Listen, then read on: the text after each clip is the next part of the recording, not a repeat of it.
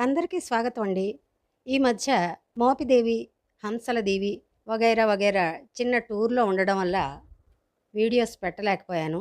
దానికి సంబంధించిన వీడియోస్ కూడా పెడతాను. ఇంక నేరుగా విషయంలోకొస్తే ఈ మధ్య సినిమాల గురించి మాట్లాడుకోవటంలే. అందుకని ఇంకా ఎక్కువ మాటలు చెప్పను. ఈరోజు నాకు ఈ మధ్య ఏదో వీడియోలు చూస్తుంటే పాత వీడియో ఏదో వైరల్ అయ్యి కనపడింది. అందులో పద్మశ్రీ పురస్కారం ఇస్తున్న వీడియో అది. అప్పుడు అనిపించింది, నిజమే వీరి గురించి ఎందుకు మాట్లాడకూడదు మనం మన సినిమా వీడియోలో అనిపించింది. అనిపించిందే తడువుగా ఇవాళ షేర్ చేసుకుంటున్నాను. పద్మశ్రీ గ్రహీత పాతకాలపు నటీమణుల్లో సావిత్రి గారు, జమున గారు, కృష్ణకుమారి గారు వగైరా హీరోయిన్లలాగా పెద్దగా గ్లామర్ లేకపోయినా మనం తప్పనిసరిగా చెప్పుకు తీరాల్సిన ఆనాటి మేటి నటీమణుల్లో వీరు కూడా ఒకరు. వీరు ఇప్పటికీ కూడా మన మధ్య జీవించి ఉండడం, మనం అప్పుడప్పుడు వారి ఇంటర్వ్యూలు చూస్తూ ఉండడం, అలాంటి పెద్దవాళ్ళ మాట, పలుకు, విలువ తెలిసిన వాళ్ళకి నిజంగా అదృష్టం. వారు మరెవరో కాదండి, శ్రీమతి షౌకార్ జానకి.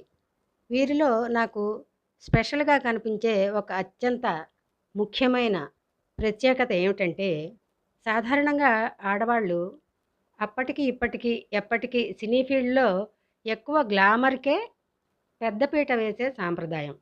కానీ ఆ రోజుల్లో గ్లామర్‌తో పాటు నటన కూడా ఉండేదండి. అలాంటి నటీమణుల్లో పెద్దగా గ్లామర్ లేకపోయినా చెప్పానుగా ఇందాక, మంచి నటన ఉన్న గొప్ప నటీమణి. ఇంతకీ వీరి ప్రత్యేకత ఏమిటంటే, అదే చెప్పాను గదా! గ్లామర్‌కి పెద్దపీట వేసే సినీ ఫీల్డ్‌లో హీరోయిన్‌లకి పెళ్ళిళ్ళవ్వగానే తెరమరుక్కి వెళ్ళిపోతారు సాధారణంగా. లేదా చాలా సినీ అవకాశాలు తగ్గిపోతూ వస్తాయి. అందున పిల్లల తల్లి అయితే ఇంకాస్త అవకాశాలు మునుగ్యం అని ఆ సినీ ఫీల్డ్ వాళ్ళే చెప్పిన ఇంటర్వ్యూలు ఎన్నో మనం విని ఉన్నాం. అయితే వీరిలో ప్రత్యేకత అని చెప్పాను చూడండి. వీరు పెళ్ళయ్యి ఒకళ్ళో ఇద్దరో పిల్లల తల్లి అయ్యాక హీరోయిన్‌గా వచ్చారు.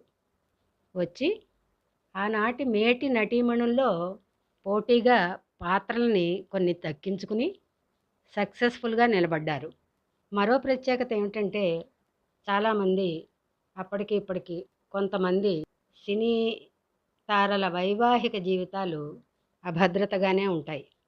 అలాగే వీరు కూడా వైవాహిక జీవితంలో దెబ్బతిని వారి నుంచి వేరుపడ్డారు.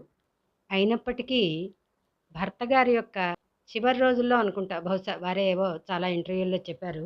ఒక ఇల్లు తీసుకుని న్యాయానికి విడిపోయాక వాళ్ళకి వీళ్ళకి ఏం సంబంధం ఉండదు. ఎవరెట్టిపోయినా ఎవరికీ సంబంధం ఉండదు. అది మామూలుగా కూడా సినిమా వాళ్ళకే కాదు. కానీ వీరు అప్పటి కాలపు మనిషి కాబట్టి కొన్ని విలువలు ఉంటాయి కాబట్టి ఆ భర్త గారిని ఒక ఇల్లు తీసుకుని ఆ ఇంట్లో ఉంచి రోజూ క్యారేజీ పంపేవారట. ఇది కూడా ఎక్కడా వినని ప్రత్యేకతే సుమండి. అలాంటి నటీమణిని మీ అందరికీ, అంటే నా తర్వాత జనరేషన్స్‌కి పరిచయం చేయడం, వారి పాటలు కొన్ని మచ్చుకు వినిపించడం, వారి సినీ స్టిల్స్ చూపించడం నా ఈ వీడియో ఉద్దేశ్యం. ఇక వారి పుట్టు పూర్వోత్తరాలంటారా? గూగుల్ కొడితే మీకే చాలా తెలుస్తాయి. నాకంటే ఎక్కువ తెలుస్తాయి. ఇది నేను ప్రతిసారి చెప్పే మాటే. నా ఉద్దేశ్యం ఏమిటంటే, నాకు వారిలో కనిపించే ప్రత్యేకత ఏమిటో నేను మీతో షేర్ చేసుకోవడం. మరి కొన్ని పాటలు విందామా మరి?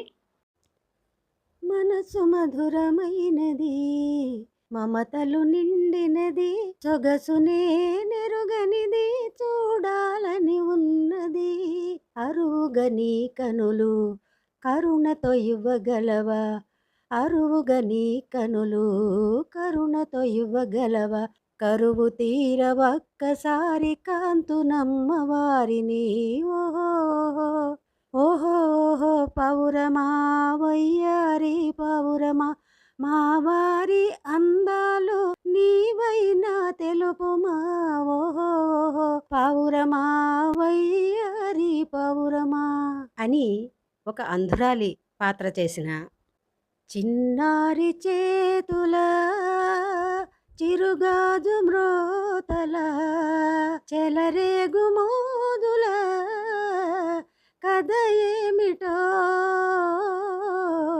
కథ ఏమిటో అని డ్యూయెట్లో యాక్ట్ చేసిన నిజం చెప్పవే పిల్ల ఎలాగుంది ఈ వేళ ఎలాగుంది ఈ వేళ ఏమి చూసినా ఏమి చేసినా ఏదోలాగున్నది ఏమి చెప్పనే పిల్ల భలేగుంది ఈ వేళ భలేగుంది ఈ వేళ అని హుషారుగా పాట పాడిన మనసే అందాల బృందావనం వేణుమాధవుని పేరే మధురామృతం కమ్మని నగుమోము కాంచుటే తొలినోము కడగంటి చూపైన కడు పావనం మనసే అందాల బృందావనం వేణుమాధవుని పేరే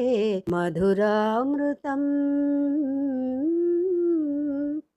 అని వీణ వాయిస్తూ హావభావాలు చూపించిన కోడెకారు చిన్నవాడా వాడిపోని వన్నే కాడ కోటలోన పగా వేశావా చల్పూల రంగా మాటతోనే మనసు దోచావా చల్పూల రంగా మాటతోనే మనసు దోచావా అని సైకిల్ ఎక్కి పాట పాడిన